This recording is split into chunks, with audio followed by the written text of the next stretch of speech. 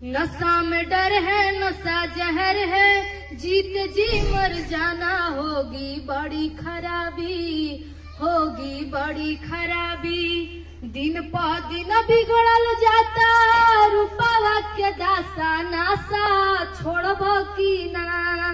दिन प दिन बिगड़ल जाता, रूपवा के दासा, नासा छोड़ब की ना। तोहरे फिक्रिए भइनी गलल बतासा, नासा छोड़ब की नाम। तोहरे फिक्रिए भइनी गलल बतासा, नासा छोड़ब की नाम।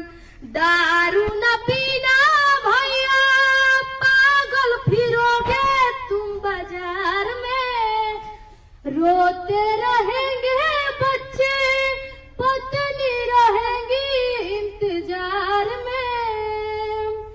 दम निकलेगा अर्थी सजेगा, रोएगी प्यारी बहना, होगी बड़ी खराबी, होगी बड़ी खराबी। नशा में डर है, नशा जहर है, जीते जी मर जाना, होगी बड़ी खराबी, होगी बड़ी खराबी। नशा में डर है, नशा जहर है, जीत जी मर जाना, होगी बड़ी खराबी, होगी बड़ी खराबी। दिन प दिन बिगड़ल जाता, रूपवा के दासा, नासा छोड़ब की ना।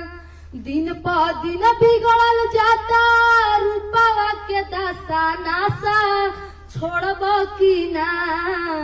तोहरे फिक्रिए भइनी गलल बतासा, नासा छोड़ब की ना। जैसे कि वीडियो में आप लोग देखे होंगे, ये वही लड़की है बिहार की वायरल सलोनी, जो इसी स्कूल में किस प्रकार ऐसी गाना गाई कि रातों रात इसकी किस्मत ही चमक गया। ये ऐसी लड़की सलोनी कुमारी जो रातों रात पूरे सोशल मीडिया पे वायरल हुई। आज पूरे भोजपुरी इंडस्ट्री में इसका ही नाम का चर्चा हो रहा है और सारे बड़े से बड़े सिंगर इसी को बोल रहे हैं अपने साथ गाना गाने के लिए। बाकी मेरा प्रयास कैसा लगा आप लोग कमेंट बॉक्स में ज़रूर बताइए, और चैनल पर नए हैं तो चैनल को सब्सक्राइब जरूर कर लीजिए। ऐसे ही बिहार की हर छोटी बड़ी खबरें सबसे पहले आप तक रूबरू कराने के प्रयास करता हूँ। बाकी फिर मिलते हैं नेक्स्ट खबरों को लेकर, जब तक लिए जय हिंद।